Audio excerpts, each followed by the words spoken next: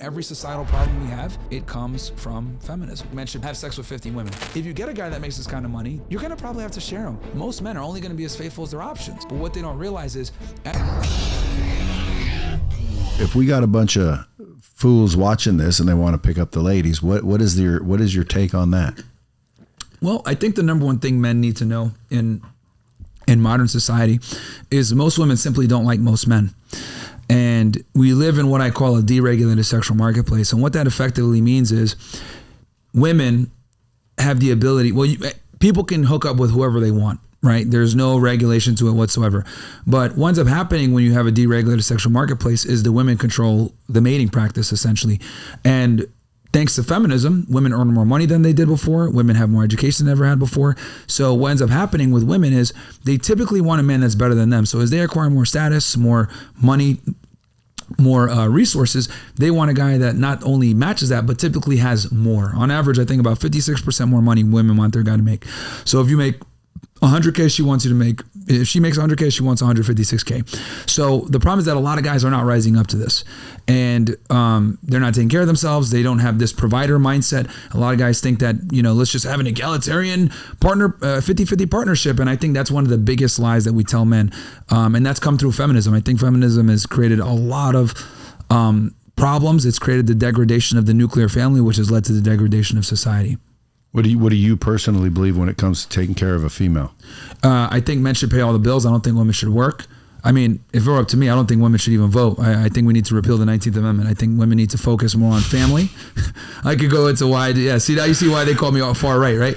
I'm very Why shouldn't they vote though? Yeah, why? Okay, so they shouldn't vote because selective service. So women don't have to enter into the selective service. And for your international viewers or people that might not be familiar, or maybe the females that are watching, the selective service, when you're 18 years old in the United States as a man, you have to enroll in the selective service. If you don't, what ends up happening is you can't get a federal loan, you can't get a state job, can't get a government job. You basically can't do anything. And you can get fined and get put in jail for it. So, and what the selective service is, if we ever have a draft, you can get put into the draft. But my thing is, I look at it like, if you're going to vote, which is a privilege, you need to have skin in the game. I find it preposterous that women could go ahead and pick our commander in chief, the guy that's in charge of the military, who appoints his Secretary of Defense, and they don't have any skin in the game. So I don't think they should have the right to vote. And the other reason too is women typically are single issue voters. If you ask most women, why did you vote for Kamala? They're going to say, reproductive rights. It's like, dude, do you not see that we got a war on two fronts in Ukraine and Russia, and then in Israel? Like, you want to vote so you can kill a fucking baby? Like that, but that's the problem. Like, women typically are single issue voters, which is problematic. And that's why we end up with liberals and, men playing in women's sports. Like, this all comes from liberalism in general, and this crazy woke ideology. It was in a Trojan horse that was feminism. Feminism started the cultural shift because we allowed women all these rights and this equality. And then what ends up happening is they bring the gay people, the blacks, the immigration, all this other shit with them. And then they come in under this idea of liberalism, like, we're all going to be able to fuck these girls. Yeah, birth control, feminism. But what ends up happening is women just increase their standards. This is why so many guys are sexless and not doing well with women. So, and then they brought the gay agenda with them, right? Because the gays were under the same umbrella as feminism. And then what happened? We let the gays get married. The gays get married. Now we got them. Now we got this whole tranny thing. That's why it's been going. It used to be LGB. Now it's LGBTQ. And then we got these drag queens reading to kids. And that's the slippery slope when we allowed gay marriage. So, but it all comes from feminism. When you look at every societal problem we have, culturally especially, it comes from feminism. Well, didn't it start out that way too? Which way? All the bad shit started with women. Yeah. I mean, all the way back from biblical times. Yeah, the garden. Yeah, man. And I find it interesting that like every human society, whether, there were Asian or, Native Americans or African or Chinese or whatever, like they all understood instinctively that women need to be in subordinate positions under male authority. They all knew this. Without cell phones, without the internet, they all knew that these bitches shouldn't be leaders. So it's like crazy to me how we've given them all this access, and this access has created problems because now we don't have families because women want to chase a career instead of chasing a man in a family. So it's led to a lot of problems. So I think with men, right, my view is I believe in the traditional family. I believe in A man being the leader, head of the household, supporting his woman. If women want to work and get an education, that's fine. But I think that should be elective. I don't think that she should be working from a mandatory perspective. It should be from an elective position. And if they do have kids, then fuck your job, bitch. Like, you're going to raise the kids, because a 2-parent household is the most productive way, and the mother being in the home prevents kids from doing stupid shit. So, I don't think that women should work. I think men should be the providers and the leaders, and that means guys got to step up too. You can't be sitting here telling a woman, make me a sandwich, when you're going half on the bills, dude. It doesn't work that way. And I actually saw a clip of yours one time where you said you'll be damned if you let another man tell your woman what to do. I agree with that 100%. Like, I don't want no other guy telling my woman where she's got to be at what time or whatever. That's unacceptable. So yeah, I think men need to understand that there is a masculine burden of performance, and if you want to be able to tell your girl what to do, you need to be the boss, and that means through action. And I think women in general fit what you're saying, but there's a lot of women out there that want exactly what you're talking about. Most of them do. Even the staunchest of feminists want guys like us that tell them, shut up, you're stupid. This is what we're going to do. Like, there was this viral video, I'll never forget it. This like pink-haired feminist, right, in LA, hair short, weird clothing, the typical liberal. She's like, yeah, so like I went on the date with this guy who's like a frat bro, which I wouldn't normally do, but like he paid for like the drinks, and I was like, and he was like super assertive and dominant, and I kind of liked it. And I was like, yeah, you dumb hoe, because like your monkey brain tells you that you need a man to dominate you. That's like what women are inherently attracted to. Attraction isn't a choice. And even the most liberal of women want a guy that can still dominate them. So feminism is a lie. It's a huge lie. And I think it's a destructive lie, because it tells women to pursue a career, get money. But what they don't realize is, as you climb the ladder of success and more doors open for you in the professional world, doors close for you in the marital world. Now I see why your show is popular. Anytime there's polarization, there's popularity as well. There's going to be a million people saying you're an asshole, and there's going to be a million people saying I love this guy. Sure. But that's my views on relationships and women and the family and Well, I happen to agree with, in my opinion, man. It's a man's job to provide. Now, provide and protect. Yep. And then I think it's also a woman's job to support and nurture. Meaning, I always say, look, dude, there's evidence, like scientific evidence, women are supposed to be taking care of the kids. They're walking around with the feeder bags attached to them. We don't have feeder bags. That it's like, well, you got some, why don't you feed them? No, dude, you got the feeders.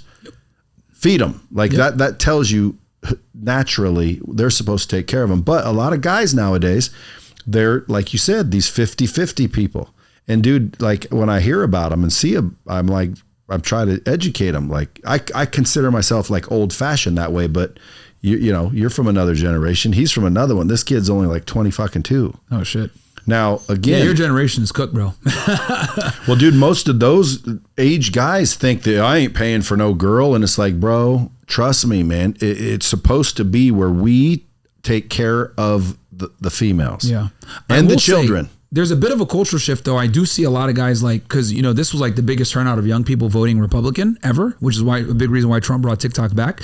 So I would say that you guys are more based on like my generation of millennials. Like my generation was all on like pro-Obama, pro-Bernie. We're going to go ahead. Yeah, but that's what caused the problems. Exactly. It did. I agree. You've heard the whole saying, hard times create, and then the soft times and all that. Hard times create strong men, and then strong men create good times. Yep. And then good times create weak men, yep. And then weak men create hard times. Yep. Yeah, it's like a cycle. It is. So, and I used to remember like bell bottoms, and now they're starting to come back. And I remember even when I was a kid, people say it always comes back. I'm like, no way. And it's like, I used to wear double-breasted suits, like back when I thought I was fly. Mm-hmm. Double-breasted suits, I told myself I'd never not wear double-breasted. I'd never wear the kind that aren't double-breasted. And then double-breasted went away, and I went to the other ones, and now I see people wearing double. That's coming back. Yeah. But again, it cycles. Yeah. But I think inherently, dude, from biblical days, yep, the women are supposed, and I don't think every major religion it like looks at women as like the supports to support their man, and the man is the head of the household. Judaism, Islam, Christianity, I don't know about Hinduism, but every major Abrahamic religion, the women are the subordinates. Yeah, but again, I mean, and I think when you say like, you know, these bitches and shit like that, that's where they get all butthurt. Of course, yeah. They get all butthurt because of the way you're saying it. But the truth is, I say it a little bit differently. I don't like say the bitches because then they get all butthurt. Of course. But I say the ladies, you know, you need to take care of them. You need to treat them like the queens that they are. Yeah. But I'm talking about the good ones. Yeah. Because there's some bitches out there. They're not good. They're using, they're lying, they're cheating, they're stealing, they're scandalous. Most women nowadays, man, if I'm going to be honest, and this is why marriage is such a tricky and dangerous proposition for modern men. It's not a good deal. It's not a good deal for you at all. Though I do believe in a nuclear family, I do believe in an institution of marriage.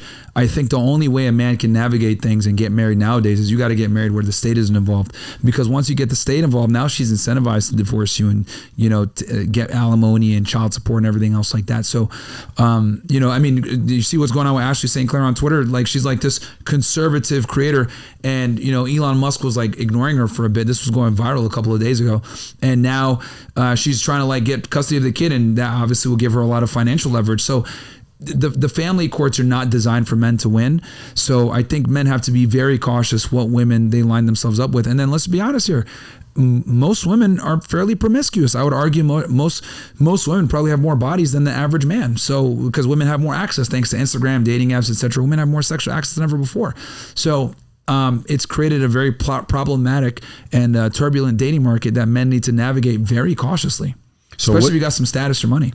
So first, your recommendation to get some chicks is to get a little money, get a little status. So I have 5 things. I can say it. So what I think is for a guy before he gets married, I'll go from least controversial to most controversial, is be 35 years old, right? Be 35 years old or older, right?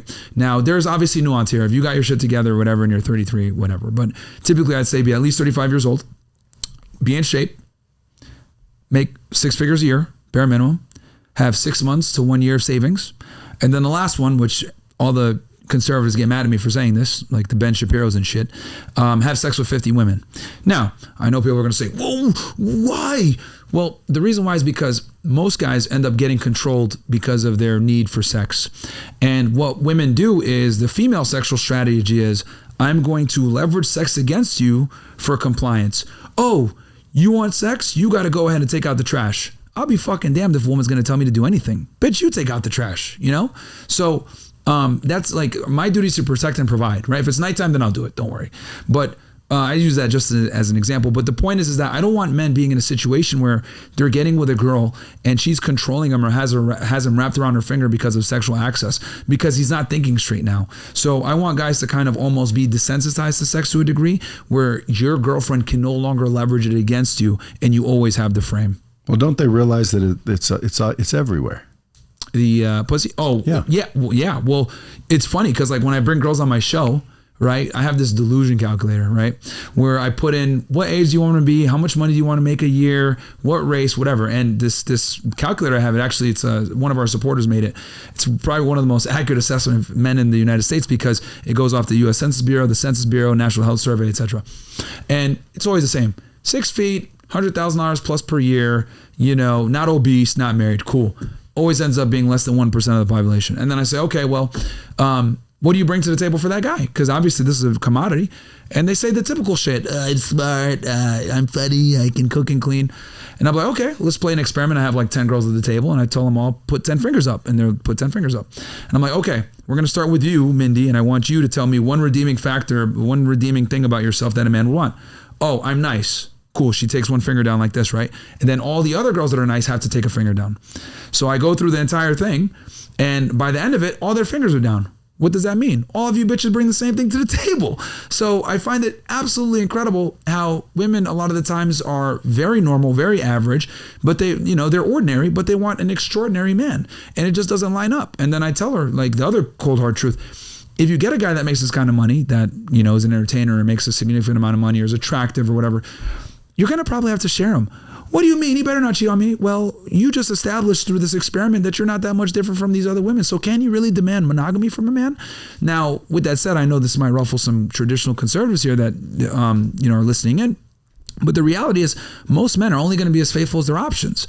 So I tell women, if you want a high value man, you're going to have to deal with high value problems a lot of the time. So this is just an uncomfortable reality. Now, are there guys out there that are super successful that are going to be monogamous, sure, I don't have a problem with that. And I actually encourage guys to be monogamous if they want to be. But my thing is, I just want the man to be able to decide that, because most guys are monogamous out of necessity, not because they want to do it. It's because, you know, they say the happy wife, happy life. My good wife has my location. Ooh. And they're like literally just, you know, being a pussy, and they're just following her lead. No, I want the guy to be like, bitch, I could replace you anytime, but I'm choosing not to. And I think that's when the relationship has the best dynamic. When the woman is in a submissive role, she respects the man, she looks up to him, she fears her man, not for violence, but rather that he can replace her with another woman. And that's how it works. Women are terrible people, absolutely fucking terrible people, when they have the leverage in a relationship. They don't know how to act with their power. They really don't.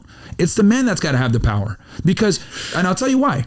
The reason why the man has to have the power is because we're less likely to leave them. We're not going to break up with them. We're not going to divorce them. There's a whole phrase, is cheaper to keep her, right? Men rarely end relationships. It's the women that end the relationships. And not only do women end the relationships, statistically speaking, 80% of the time, they also are far more likely to get bored, want to experiment, whatever. So you need to be the one where she always has the emotional stimuli because of you, because she feels like she doesn't have you 100%. That's the only way to maintain a girl and keep her in your frame. So all these guys that sit here and say, oh yeah, happy wife, happy life, or I do everything for my girl and everything, that's why she cheats on your dumbass, because you follow her lead. So it might be more than just that, but that is definitely, of course, that's the basics for maintaining arousal and attraction. But yeah, but there's some guys that like, they don't know how to fuck right. They're not, like, relationships like get old.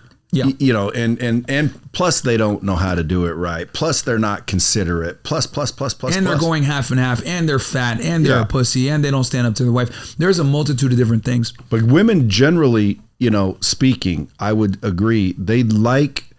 I think they like a man that is in control. Like, they want a man to be a man. They don't want a man to be some sort of little whiny, you know, what do you want, honey? Yep.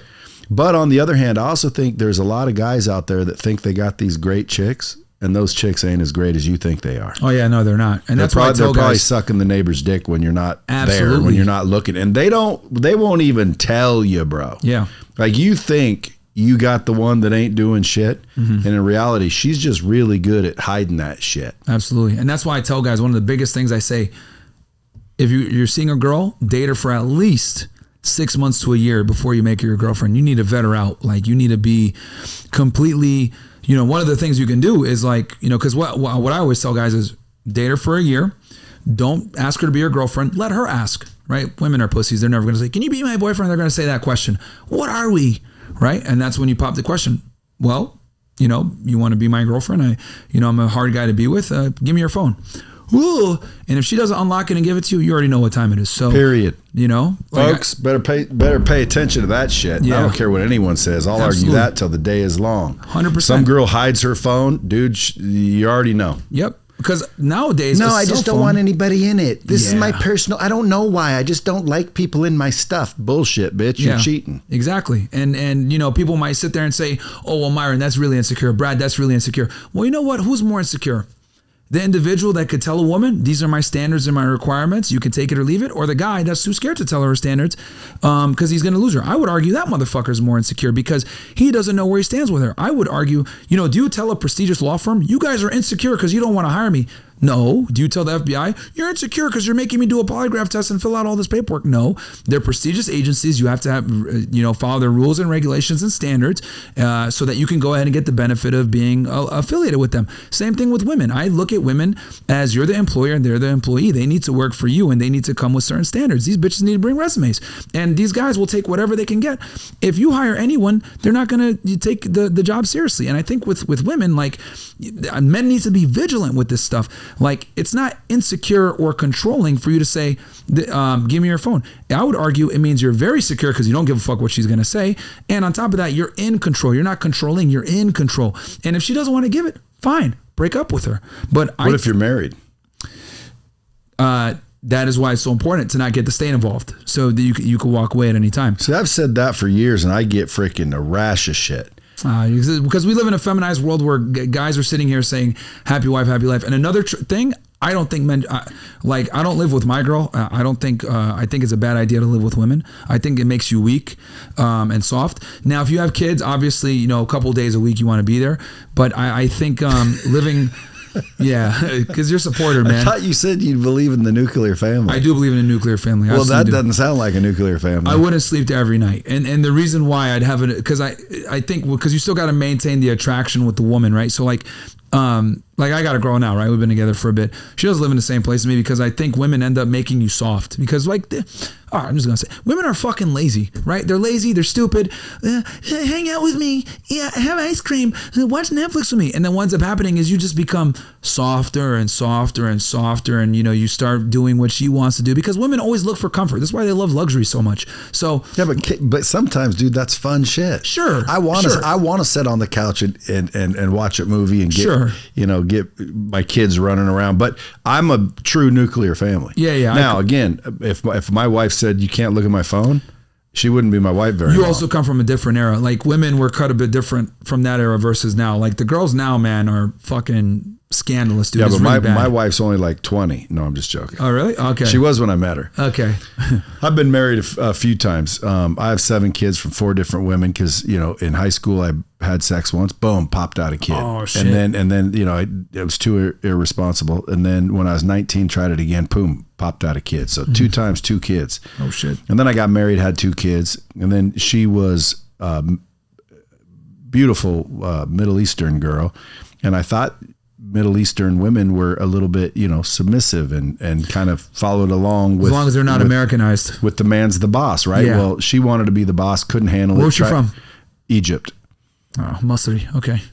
Anamarati Masri is what I used to say. But again, very hardworking, very loyal, and like she was great, but we went like this. Too dominant, too masculine. She wanted me home, and every Sunday we went to the family's house, and it's like, dude, I got football and shit, and she's like, nope. And if I didn't do it, it was hell to pay. Shit, yeah. And it was like at one point in time, I said to her, because I tried everything. At one point in time, I said, listen, we're gonna have to figure this out. And she goes, or what?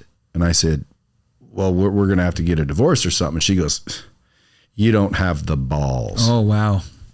That was all it took, because I knew right there, you don't respect me. And that's the fucking problem. Yep. You don't respect me. And if they don't respect you, dude, I would walk away without kids. I don't care. Like I would cut it off. I'd still be nice. I'd still be friends. I'd still co-parent. Cordial. I'm not saying rip the family apart. I'm saying move next door, but cut the ties. There you go. What I do. Yeah, but just cut the ties, man. You have to have that.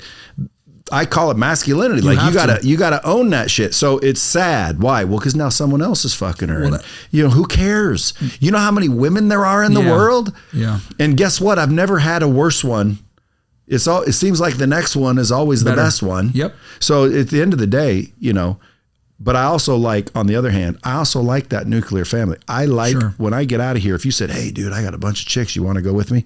I'd be one of those people everyone calls a simp, because no, dude, I'd rather go home, hang out with the kids and talk to my wife and just watch TV and eat ice cream and do dumb shit. Yeah. But I'm also up at the gym. Why? Well, because, dude, you can't get fat and lazy. I did that too. And guess what? It is not the right way to go. Yeah. And obviously, your success speaks for itself. So you can tell your wife, no, I'm not going to do it. Right. Because you got your bearings on right. But a lot of guys, I need to give them this remedial level advice to kind of keep them from fucking up. Right. Because a lot of guys, when they live with a girl, and they do dumb shit. He's sprung right now. Oh, man.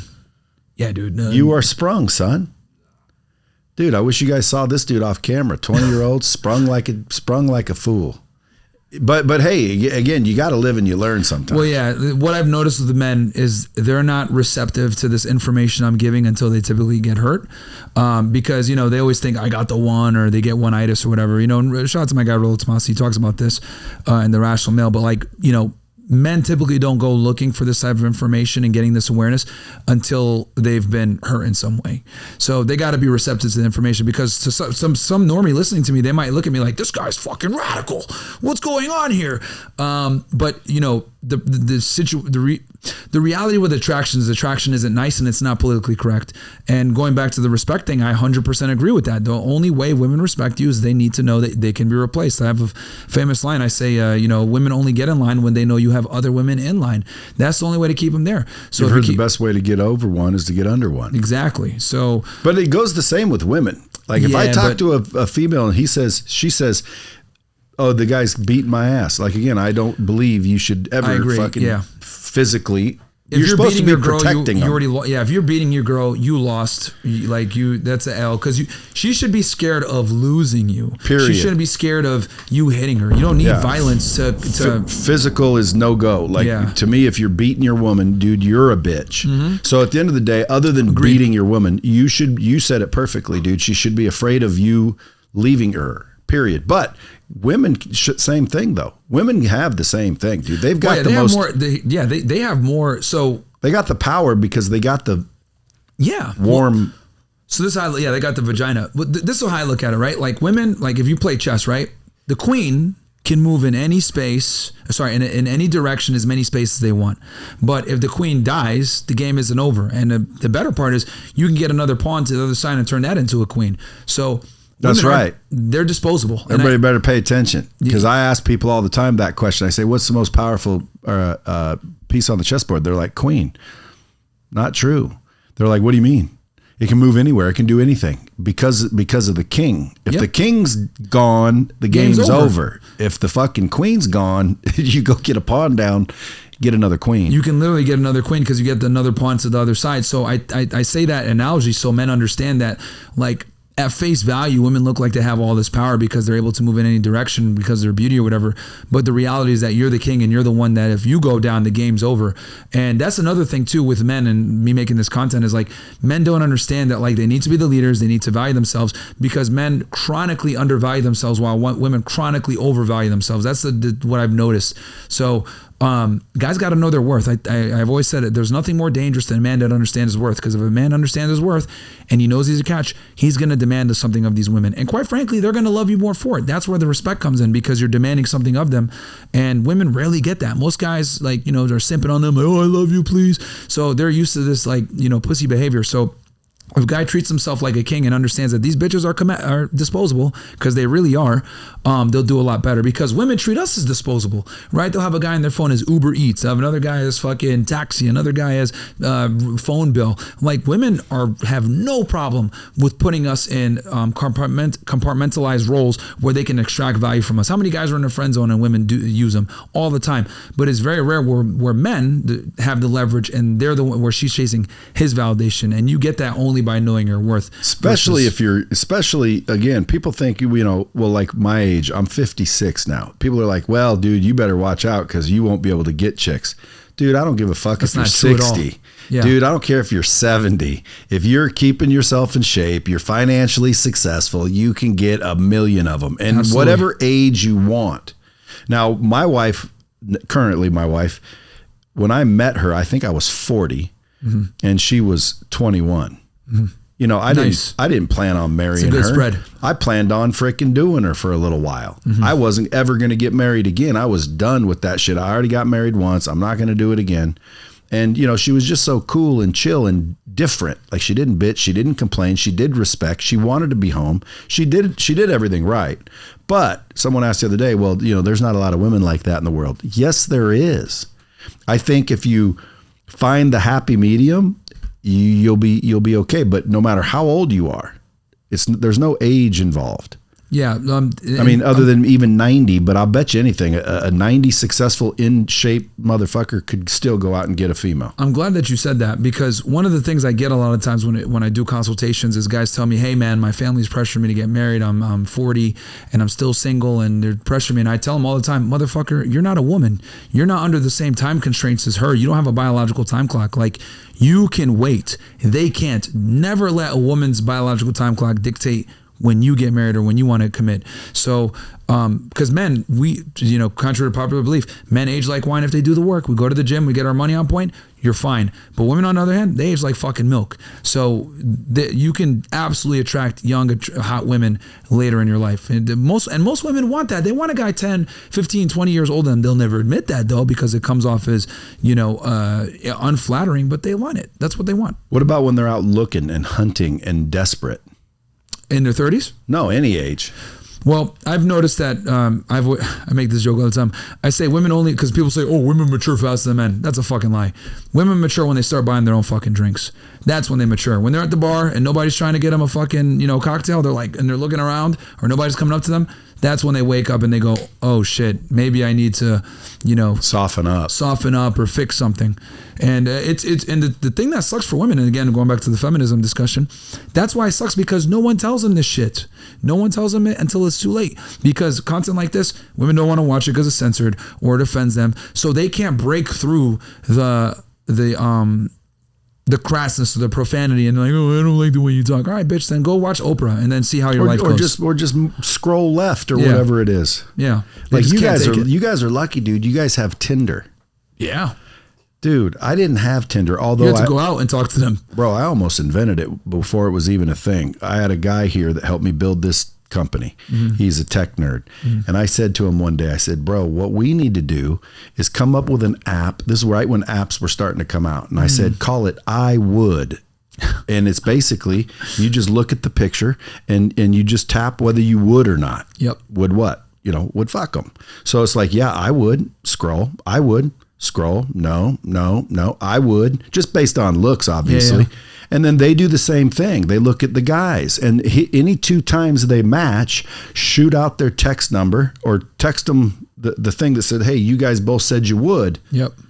That's pretty much what Tinder is, isn't it? It is. And I didn't do shit, which is another example of what you need to do if you want. I was going to get to money because you had the 3 platforms. Sure. We're going to talk about finance in a minute, but getting chicks is one. But I invented that in my brain, but didn't take any action. Shit. And that's what fucking kills people. No action. Yeah, it does.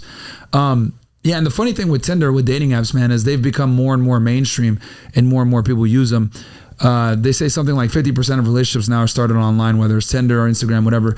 The funny thing is, though, women only swipe right on about 5 to 10% of men on dating apps, bro. Like the Bumble's been taking a huge hit in the stock market because whenever you leave women to like kind of pick their partner, what ends up happening is they always want to go for the top guy. So the hypergamy never fails. So a lot of guys strike out on dating apps. Like only like the top percentage of really, really good looking guys are able to, strike it big on there. So let's talk about the guy out in the bar. He's desperate. He wants to find a female. Cause again, I mean, I've been single for a spell, and it's like, I prefer having a female. Sure. I don't like the single life. Sure. But it seems like every time I was with a relationship, all my buddies were single and running around and having so much fun. And then I'd finally become single, and then everybody was hooked up and I was bored as fuck. Yeah. So I'd have to go out by myself and look like a dipshit and end up, I'd get them here and there, but nothing major. It was always when I wasn't looking for them is when I found one. Yep. And when I wasn't interested. Well, it turns out that's one of the things I would highly recommend. What about you? Yeah, I mean, I think when you're going in saying like I'm trying to find a girl, that's the L already, right? And that goes back to what I was saying. Like you need to see her for a year, vet her, make sure she's not a whore, make sure she has certain things in place. Because a lot of women will put the facade up, so you got to make sure that you're able to vet her. What are some vetting techniques? So what I would do is I would ask her to do things, acts of service, and if she's reluctant to do it or she, gives me any bite back, I'm like, bro, fuck this chick. You know what I mean? Like, because if she can't, like, she needs to be able to take directions, and she needs to be able to like submit and follow your lead. So if she's rambunctious on any of that stuff, I'm like, man, get the fuck out of here, bro. What if she's empowered? I stay away from those women. They're recreational use only. Like girls that are like, super career motivated or social media influencers or whatever, these girls tend to be promiscuous hoes. So they're not good for long-term relationships most of the time. What would you consider promiscuous? Girls that are always looking for attention, even if they're not necessarily smashing, but girls that are attention whores, girls that are like have a big following on the internet, girls that like fitness chicks tend to be a lot of the times attention whores. You want to stay away from women like that, because what ends up happening is you're never going to be able to fulfill her attention needs. I think it's better when a woman isn't on social media. Like it's just better because Have you met any like that? So problematic. Yeah. Far and few between because more and more girls are on there. But you have a girlfriend right now. Yeah. So she's a quality girl. Yeah. She's it's open relationship, open on my end only, of course. But and she's okay with that? She doesn't have a choice. Like I told her from the beginning, this is how it is, and she's seen my podcast and stuff, so she knows what it is. So what do you consider a girlfriend versus just a fun time? I take care of her. She doesn't have to worry about anything. Okay, so they're your girlfriend when you say, okay, I'm going to take care of you. Yeah, after the vetting period. Yep. Do you ever have multiple? Yeah, I've had multiple girlfriends. I've had 3 at one time. And they all knew about it? Yeah, they went to Disney World together. And they're happy with it? Yeah, and I told them, you guys got to go hang out, go to Disney World. And they had no jealousy issues? Nah, it worked out pretty okay. I mean, I ended up having to cut some off because I was getting annoyed, but it was because 2 of them were in the vetting process. 1 I was already kind of with, so yeah, like they want to hang out. I think you should make your girls friends. Honestly, you think you'll ever get married? I will, but just not with the state involved. Just in a church? I'll probably do it Islamically with like a sheikh or something. If you just don't submit the license when you're done, it won't be with the state. Exactly. Like, people don't realize when you go get married, you take the license that the priest signs. Yep. And you put it in your back pocket. Yeah. I'm serious. And you don't ever file it. You're not married. Yep. You're not legally married. Yep. But there's common law marriage and all this other bullshit. Well, that's how you get around that with not living with your chick. Yeah. Do you believe when like Bezos lost his girl or kicked her out? I don't know what happened. Yeah. And she got, what did she get? $100 billion or something? A lot of money, man. Do you think she deserved it? Fuck no, dude. Like, but why? Funny. They've been together since he was a broke joke. Man, if she was with him since he was a broke joke, that's a bit different. But to get the 50% or whatever, which I typically what they get, the top like 10 richest women in the world, funny enough, got it through divorce or inheritance. Yeah, I mean, I'm as fair as they get, ladies. If you're listening, if you meet a guy, you're broke, and you support him and you nurture that family and you're there and you're giving him the back rubs, dude, he gets rich. You got rich, and if you got divorced, I think you should get half. Yeah, it depends. I mean, if she was there from the beginning and she really helped you, I think you can negotiate something. Well, even if she didn't, you're the dipshit that didn't boot her at the beginning. Because, like, to me, people wait too long. They get in these bad relationships and they wait and they wait and they wait and they wait and they think some miraculous shit's going to happen someday. 4 years go by, the guy gets lucky or builds a business, and now he finally has the balls because he's got the frickin' money, and now he's like, okay, now I'll divorce her. Well, she doesn't deserve half. Yes, she does. She deserves half. The only time they don't deserve half is when you had it before you met them. And I don't understand why the courts don't do that. Like, if I were a judge and you guys came before me, I'd say, what did you have at the time of marriage? You had all that. Okay. What did you have afterwards? Well, you got that. Okay. You get half of that. Why? Well, dude, you decided to make her your partner and you both built it together. If she was actively involved, then not even actively involved, home, taking care of the kids. Yeah. I mean, like, that's a job. I'd rather have my job than my wife's job. Yeah. So if I divorced my wife, I wouldn't even fight with her. But what I would fight of is, what did I have before her? They shouldn't be entitled to any of that. Yeah. No, I can see her perspective. I mean, especially if you have kids or whatever, right? At that point, you don't want to punish her and then inadvertently also hurt your children, especially if she's going to have a majority of the custody. So I can see your perspective on that, because obviously her taking care of the family so you can work and focus on work is very important. That's right. Because if she was home being a whore, doing dumb shit. Yeah, in my head, I'm thinking, like, if she wasn't like with the kids, like she was just like hanging out as a housewife. But like, if she had the kids and she was actively doing that while you built up your business so you can focus on that, she didn't give you a hard time and she was instrumental in that, then I could see that position for sure. You think there's women out there 100% looking for a marriage with the intention of future divorce?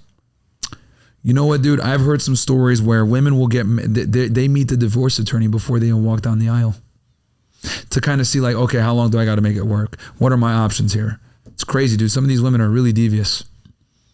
Do you have girlfriends? Well, I have one now. Who's just your friend? Oh, no, I don't believe in platonic friendships with women at all. Would you let any of your girlfriends have guy friends? Fuck no. Fuck no. No such thing. And there's no such thing, and I'll tell you why. Might be offensive. Women simply don't provide utility outside of sex, and I'll explain what I mean by this. The only reason men deal with women is for sexual access. It's the only reason we really, like, if it weren't for their sexual access, we wouldn't talk to them.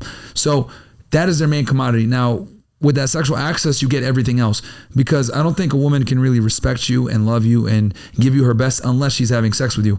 And there's a reason why pimps focus on having sex with all of their girls, because they know that if he has sex with her, she's going to be loyal to him to a degree. That's kind of how women are. They can't serve two masters. So with that said, This is why being, number one, this is why being friends with a woman is futile, because you're not going to get you're not going to get the best from her in that situation. And then as far as like a guy being friends with her, I would never allow that, because I know what they want. Because I know I don't want to be a friend with a girl because I actually want to be friends with her. Because men and women are inherently different. Like if you're a super masculine guy and she's a super feminine woman, there's no way that you're going to be able to get along with that. Like you guys are very different. Yeah. What about massages? Male masseuse allowed? Nope. See, you're so insecure. Yeah. That's what I always hear. Bro, listen, if I have a beautiful woman on my table and I'm massaging her with oil and the shit that goes down in a massage room, and her butt raises up even slightly as I'm even near there, in my mind, I'm already doing it. And I wouldn't violate anybody, but I mean, I'm thinking, oh my God, is that an invite? Like what's going on? My wife would never, ever be allowed to get a male masseuse. Yep. Why? Because I know dudes. Yep. It's not because I'm worried about her. It's because I know what he's thinking. Yeah, and like, you know, you got to protect women from themselves a lot of the times. Like a lot of these boundaries that men put in place, like it's really to protect her from herself, because women do stupid shit. There's a reason why arranged marriages were a thing for so long, because women are absolutely terrible at picking their own partner. So when you come in as the partner, as the leader, you almost have to put things in place to mitigate risk. Like if you got a nice Lamborghini, you're not going to leave it in the hood in Vegas, right? If you can avoid it, right? Sure, it could have a great alarm system and be, you know, anti-theft. But at the end of the day, are you going to leave it there when you don't have to? No, because you're putting yourself at a risky situation for no reason. So I think mitigating risk is a very strategic and intelligent thing to do as a guy for your woman, for sure. Do you believe that, like, do you have daughters? No kids. So if you had daughters, I hope not. Would you have the same opinion? Yeah, I'd be super strict on my daughters. They can't do shit. You're going to play sports or a musical instrument. You're not going to, yeah. And when it comes to a man, would you want her marrying someone like you? So that's a good question, because I've been asked this a few times. So if he took care of my daughter, I would be okay with him having other women, because I understand how men are. I know that men typically are only as faithful as their options. So as long as he loves and takes care of my daughter and provides for her, I'm okay with it, and gives her a marriage. Yeah, that's got to be there's got to be some skin in the game here. Yeah. Well, I would want my daughter to have someone that makes her happy and takes care of her. Exactly. But I wouldn't be happy with if he had other women. Even though, you know, look, that sounds beautiful, like a beautiful situation. However, a marriage is supposed to be between two people. Yeah, and that might be more from a religious standpoint, because you know, in Islam you can practice, a man can have up to 4 wives, which I could see maybe. Are you Christian, Catholic, or? I would say Christian. Christian, okay, yeah. So, but I mean, again, you know, I'm still seeking the truth. Fair, yeah. I've looked at all the religions and I'm still looking, but out of all of them that I've seen so far, I would say that I'm rolling with Jesus. Fair enough. Yeah, even though that wasn't his name. What was it? Yahusha. Yeah. And people are like, you know, they go crazy when I say his name wasn't Jesus. That's a translation, Brad. No, it isn't. Someone made up that name. Just like when Chinese people come to America and you don't know how to pronounce their name. Yeah. You just say, okay, we're going to call you Bob. Yep. That wasn't his name. Their names is James, then their mom calls him like Peck's son or some shit. And you're like, what the fuck? Like, yeah, but that wasn't his name. Yep. So to me, I think when it comes to young men listening to the show right now, if I were to tweak you a little bit, all I'd say is like, you know, quit saying the bitches and the what. That's what I tell Tate and these guys. People always ask me, what do you think of Andrew Tate? Dude, I fucking love Andrew Tate and I love Tristan and I love their brotherhood and I love their principles. Yep. And I think those are all strong.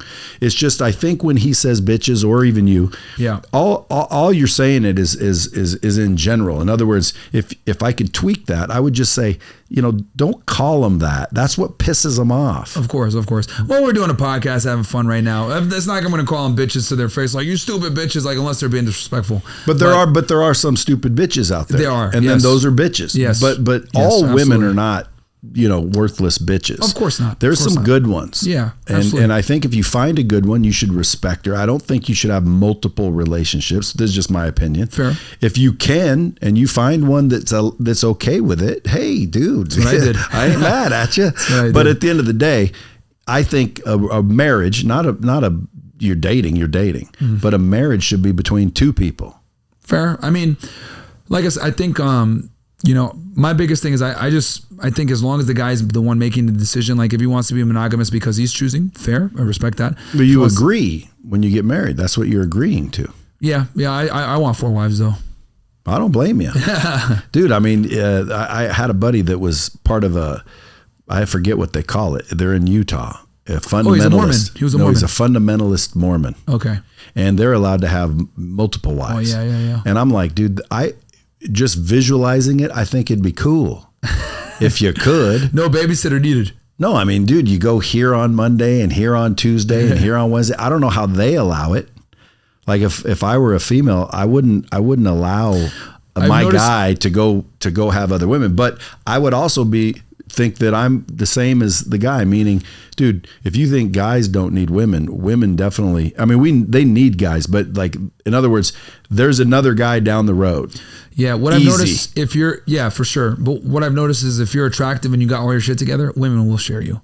Because it's so hard to find guys just to find a guy that's 6 foot. I'm going to go see if my wife's down for it. Hey, try it, man.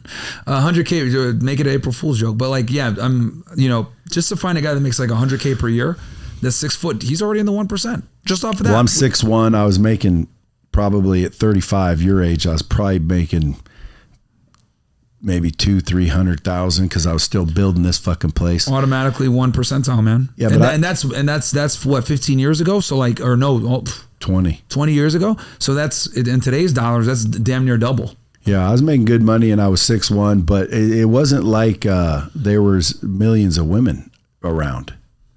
In Vegas? Yeah. They were all, good ones. When I say women, I mean good ones. Okay, gotcha. There were whores and fucking sluts everywhere. Yeah. And you could pick them up a dime a dozen. Matter of fact, that's part of the thing that ruined me, bro. I mean, I used to go out and we'd go out and get chicks and they'd wake up and literally be checking their phone, talking to their dude. And I'm like, you got a dude? Yeah. And they're like, shh. And I'm like, it's Vegas, man. It's crazy. Yeah. So then when someone over here claims they have a faithful wife, I don't think so. Yep.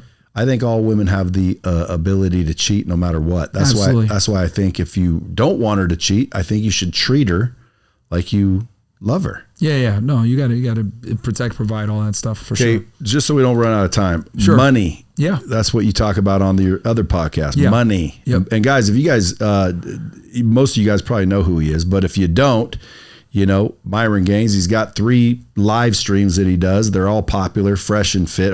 They're not all called Fresh and Fit, are they? Yeah, the Fresh and Fit podcast is like the, self-improvement stuff with the girls, the money, the dating, all that stuff. And then my political podcast is called The Debrief, and that's on my YouTube channel, Myron Gaines X. And I do that Monday through Friday at 5. Then we do Fresh and Fit at 8 p.m. Which one's more popular?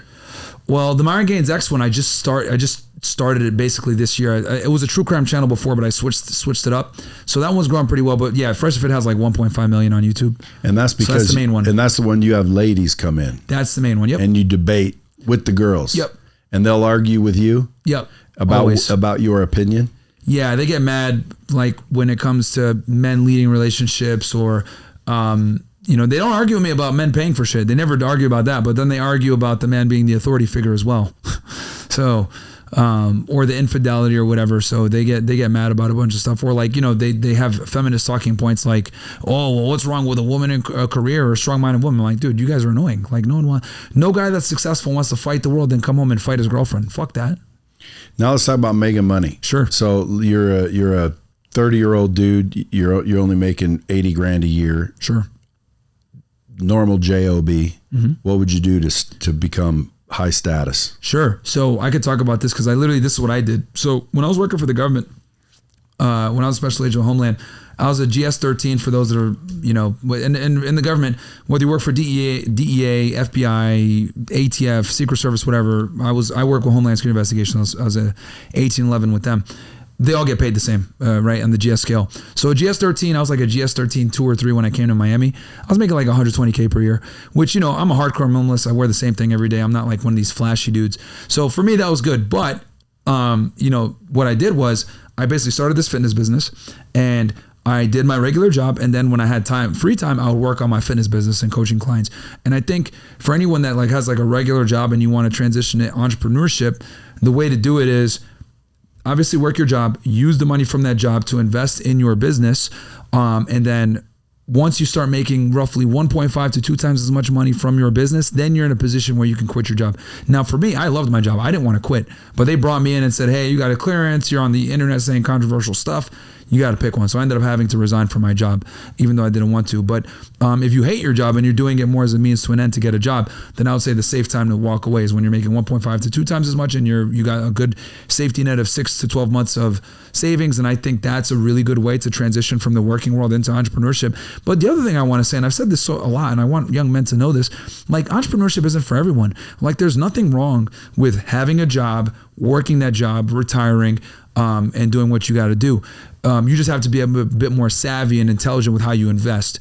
And what I tell guys is, you can become a millionaire by the time you retire. You know, invest in your 401k, right? That's what they say all the time, which, you know, at least do the matching. But what I tell guys is get your first real estate property, man. That is like a cheat code to becoming, that's the reason why like 95% plus of millionaires are made through real estate. So use the FHA loan or save up that 20%, get that first property, live in it for a year if you want to, and get that, 3.5 to 5% down. Get a duplex, triplex, fourplex. Yeah, it might suck. You might live in a neighborhood you don't want to live in. Yeah, maybe you can't bring girls over because you got roommates or you got a duplex that looks like shit. It's fine. Like once you procure that first property, it's going to be so much easier to kind of like get into the next one and do that over and over because you only got to live in a house for a year. So I think like number one, if you do want to make the transition, become an entrepreneur and be a high earner, cool, you could do that, work your regular job, use that money, funnel it into your business. If you don't want to be an entrepreneur, which there's nothing, because the other thing too, because on TikTok and Instagram, like everyone puts out this success porn, like you could be an entrepreneur, laptop lifestyle. It's simply not for everyone. I mean, me and you are both entrepreneurs. We both know how hard it is, how difficult it is to build up an empire. So it simply isn't for everybody. And there's nothing wrong with having a job. You can make a bunch of money as a mechanic. These blue collar jobs are fantastic. And you just have to be, if you want to become a millionaire or you want to retire early, you just have to be a lot more intelligent with how you invest because you don't make as much. But you can absolutely become financially free while working a regular job. What would you do though, right this day and age? Is it for me or like, yeah, anybody? Like, people always ask me, well, what should I do? I don't care what you do as long as you're in the position to receive commission. Yeah. You could add sales job is a fantastic way to get in. You can do a blue collar job. I think there's been quite a bit of, my generation, especially, we were kind of duped into, you need to go to college or else you're not going to make money. You need to go to college. Nowadays we're finding out that you don't even need to go to college. You can go ahead and become a plumber and make more than someone with a bachelor's degree a lot of the times, or you can become an electrician and make more. So I think a business owner that does those blue collars, but I don't think the actual plumber's making all the money. There's a lot of plumbers, like once they get out of their apprenticeship, they're making $100K a year, man. A lot of them. Is that a lot?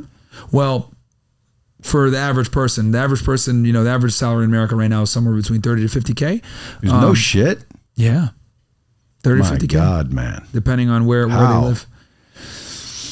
It's you can't even survive on that. Yeah, it'll be tough. That's why after taxes, what do you have left? And that's why I tell guys, strive to make 6 figures. Just bare minimum. Here's my advice, people. Get in the position to receive commission. What's that mean? You don't have to own the company to make a shitload at the company. Yep. But like, I wouldn't pick a blue collar job unless you were going to build a blue collar business, because there's a lot of money in blue collar businesses. Of course. And I don't think AI is going to be, coming in and putting in toilets very soon. And there's, but you got to own it. Yeah. Well, that's the thing. They can segue into that, right? So like, I give them 2 paths. Like, look, because not everyone wants to be an entrepreneur, and not everyone wants to be a millionaire. So, but I think they should strive for it. Folks, if you're out there and you don't want to be a millionaire, you should strive for it though. 100%. And I think every guy can make $100,000 per year, bare fucking minimum. Anybody can make 10K a month. If these dumb hoes on OnlyFans are doing it, showing their butthole, you could do it using your brain. So I think starting with making 10K per month, trying to crack that 100K per year is absolutely doable for every guy. I don't care if you got to drive Uber, you got to work 2 or 3 jobs, like do it. And then the blue collar job, it's a great way to get the capital where if you do want to start a plumbing business, you do want to start an electrician business, you can do it because now you know how to do it and you can start, moving tasks off and hiring people. But yeah, I agree. Like if you want, the fastest way obviously is to get a business, right? And that will generate the most money and you can invest and be more aggressive with your assets and buy into real estate. But I think every guy should be focusing on trying to get 1 Bitcoin and at least own a couple of properties. And that will set you up in a position where you don't have to work. You do a lot in crypto? Yeah, I buy, like, I just dollar cost average, and I buy Bitcoin and Ethereum. I keep it very simple. No XRP? Yeah, no altcoins really. You don't believe in XRP? Look, I think I've heard good things. I've heard people get hexed and make a lot of money. Me, I'm just a bit more risk averse when it comes to crypto. I buy the more stable stuff. I'm really aggressive with real estate though. I got 22 properties. I just closed my first commercial deal last week. You ever buy businesses? No, I stick to real estate. Why?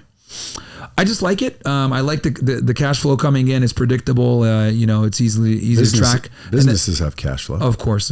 But I kind of want to just because I want to focus on my business, right? So like the real estate, I'm able to hand it off kind of to my property managers, and I can focus on doing a podcast versus like buying someone else's business. I don't want to do that. I want to focus on doing the podcast, that business, and then the real estate gives me passive income on the side. So because I'm very controversial, I knew when I got on the internet and I left the government, I knew I was like, okay, first thing I got to do is I got to replace my government income, this $120K per year.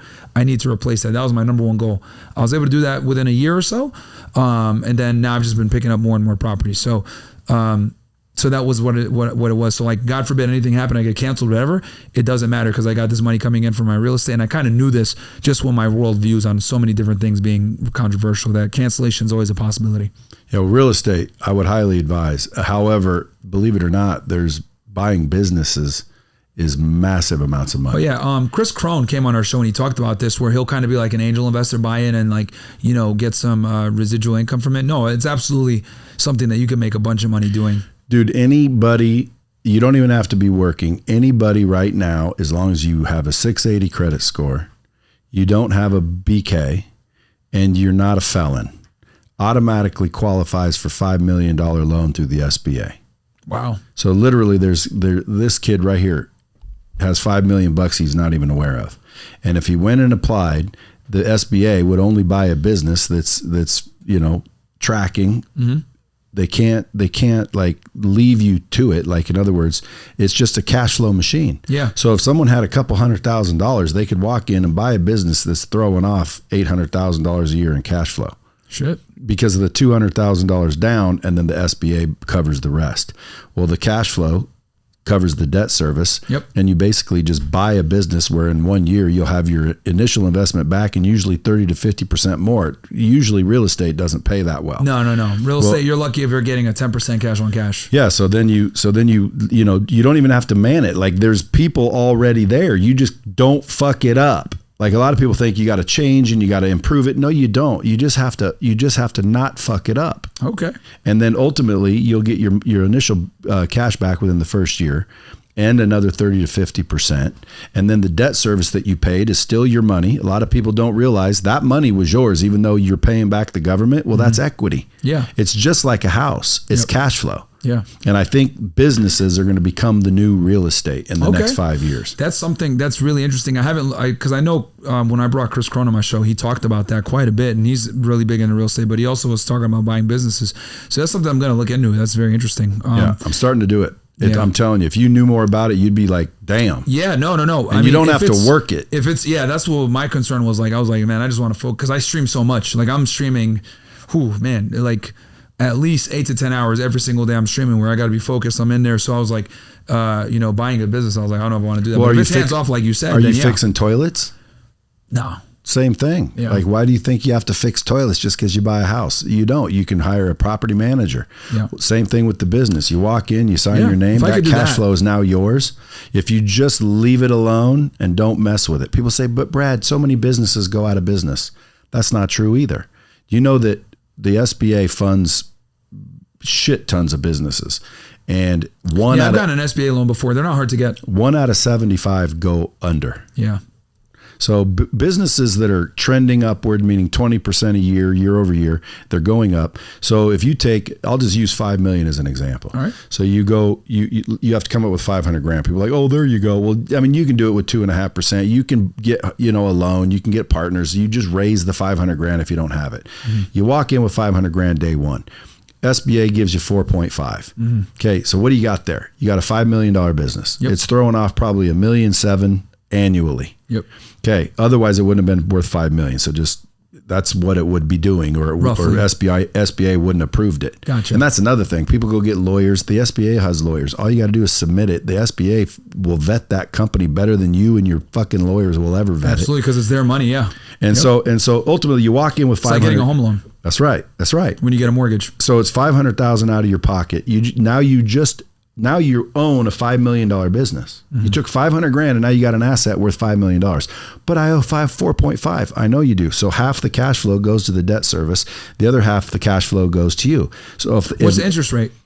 Well, it depends on the interest rate. It's on the market? Okay. But usually, the SBA I got a good loans, one, like 3% on one. SBA loans, dude, are low. They want to give you the money. Yeah. So 500. Well, small businesses are the cornerstone of the United States. So like that, yeah. And there's millions of them, and they're not going to sell because people don't usually want little businesses like this. Yep. So and by the way, you can almost like 1031 exchange it. What are you picking up as far as businesses on your end? Whatever you're interested in, but HVAC companies. Okay. They're doing $5 million a year. Yep. There's businesses out there doing $2 million a year, and you can pick them up for. If they're throwing off $2 million net a year, that's probably a $6 to $8 million business. So let's keep it low. Yeah. You put $500,000 down. You just let the debt service pay off the debt. 5 years later, bro, you got $2.5 million equity. You've been making $800,000 net cash flow in your pocket. You haven't been there. The managers and everything were already there, as long as you don't lose them. Yeah. So now you have $800,000 a year for 5 years. What's that worth? $4 million. A bit of money, yeah. So you got $4 million from that. You got $2.5 million equity in the business. That's $6 million in 5 years with a $500,000 investment. Not bad at all. I've never seen a real estate property do that. Nah, real estate is a slow game. And then when you sell that, it's predictable. And when you sell that, now you got $6 million, right? If you saved it all, if you're smart. Well, how big of a business do you think you can buy now with $6 million down? Because all you need is 10% down. Yep. So guys, businesses are the new real estate. Mark my words. If you go do your research like you do with the Israelis. Yeah. No, I'll definitely look into it, man. I definitely will. Because the thing that always made me say, I don't know, was like managing and stuff. But if you're saying, hey man, just get something that's already intact and generating, and obviously SBA is going to do their due diligence, as like if you do have a home mortgage, because they don't want you to default. I mean, 2007 proved that. So. Yeah, and nobody wants to be fired. So when you go in there and buy it, dude, people are going to be like, well, what you do? Owner? Just don't fuck it up. A lot of people think they have to go change shit. Don't change anything. Just leave it. But a guy like you with influence and a podcast, and you start talking about this business and it grows. Well, now you got a $5 million business that was throwing off $1.7 million. What happens when it's throwing off $3 million? Yeah. Because you can use your influence to push traffic over there. Yeah, dude, absolutely. Like influencers. We got the advantage because I can go buy a business, talk about it, boom, it doubles in value. Yep. And literally right after that, you can do the same thing. Boom, sell it or borrow against it. These businesses, man, are untapped. FYI. Fair enough. You want to take 2 questions, maybe 3 questions before we wrap it up? Sure. Folks, you guys got questions for Myron, better spit them out right now. Yeah. My main thing is residential real estate, guys. So don't ask me about buying business. I just learned a lot from Brad just now. But let's see. Dan Pena's been talking about this for years. Yeah, his QLA program. Yeah, you go out to the castle. I'm going to be going out to his castle just to listen to his program. Okay. I like Dan. You like Dan Pena? Yeah, I've seen some of his stuff. I got to get a hold of him and get him on the show. I'll get you. I'll email him for you. Yeah. Get both of you guys on. What do you come to Miami often or not? Here and there. Okay, we'll set something up, even if it's remote. Did you have Wes Watson on? Yeah. Wes Watson gets some views, doesn't he? He does, man. He's a cool guy. I like him. A lot of people will hate on him, but he's a nice guy. I think he's misunderstood. That's what I say. Yeah. I get ham-boned. Yeah.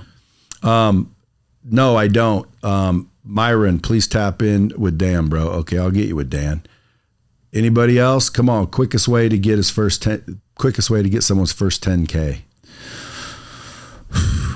If you're not doing it through a job or through, I would say you got to get a skill that will, pay you for that skill, or like you said, a commission. Like you can easily get in sales and make that kind of money. But yeah, that first 10K is super important, man. And here's the thing, guys, you could do it whether it's a skill set or even if you don't have skills, it might suck a little bit. You might have to work multiple jobs, but making 10K per month is absolutely doable for any able-bodied man. I would say go get a credit card, dude. Oh yeah, of course. Yeah, and get your credit. Yeah. Oh, I talk a lot about credit as well on my Money Mondays. The importance of credit, building your credit up, leveraging credit cards. That's super important. If I were a youngster like him, dude, I'd freaking go get 2 or 3 credit cards, get 20, 30,000 in credit, and then I'd use that credit and freaking start a business. It's free money, man. It's like I would say like having good credit and having access to that credit can be more valuable to having a bunch of like liquid cash, because it's like you're borrowing against it and you can leverage it. So yeah, credit is super important, man. Super important. Can you get a lot of girls if you have no clout? You can. You absolutely can get girls without clout. The status matters, but that status doesn't have to necessarily come from like the internet, right? You can have status within your social circle or status within your community, and girls will respond favorably to that. This dude says, what business would you start with 20K? For me, it would probably be a fitness business, because that's like my thing. But whatever skill set you have, man, if you have like an expertise in something, like you can just kind of do it in that, whether it's in consulting. I don't know if you can get there's probably some places you can get a real estate property with 20K down in the Midwest somewhere. Sure, you can. Yeah, absolutely. So it really depends on what you're interested in and what you want to do. I would probably, if I had 20K, I would probably spend 5 of it building a website. Okay. And then I would go to Alibaba. Okay. And I would find some kick-ass products, and I'd put them on my website, mark them up, and open up a TikTok account and start selling that shit. Boom. And if it had to be part-time, so be it. Yeah. But the number one thing, dude, I would do is I would build a personal brand. Yeah. You get your social media going. How would you do it if you had to do it all over right now? Man. I would say leveraging TikTok, all the platforms, leveraging TikTok, leveraging Instagram, leveraging YouTube. Make sure you're really good at what you talk about. You got to be an expert. You can't be like one of these, I think I know. And if you're really good at what you do and you market it correctly, you'll absolutely be able to do it. And I'll say also, give you guys a tip, stay away from divisive topics, right? If you guys really want to focus on making a bunch of money, stay away from politics, stay away from controversial stuff. I do it because that's what I like talking about, and I don't care taking a pay cut, whether it's like not being as brand friendly. But for everybody else, like you want to definitely stay away from divisive topics, at least in the beginning when you're starting. Well, dude, I appreciate you coming in, folks. Hey, thanks for watching live. I think this is the most viewers we have, so you're definitely freaking, tapping the freaking like button. Nice. Is this on this for Instagram Live or? No, this is Facebook. Okay. And usually there's like 60 fucking viewers, so it's 100% you. I know that. All right. And people know who you are because people are saying Myron. Nice. So it's they probably enjoyed our conversation probably earlier with with the certain state in the Middle East. Yeah. See, I need to get more opinionated and controversial. Last one. Can you ask Myron if he will have Lucas Gage on After Hours anytime soon? Yeah, we'll have him on this year. Who's Lucas Gage? He's the guy out of Jersey, former Marine, really good guy. He's like a political commentator, I'll say. We'll get him on this show too. Okay, sure. And folks, as always, I'm bringing you top-rated badasses that freaking do their homework. You may not always appreciate them, but guess what? I do. So until next time, keep it real.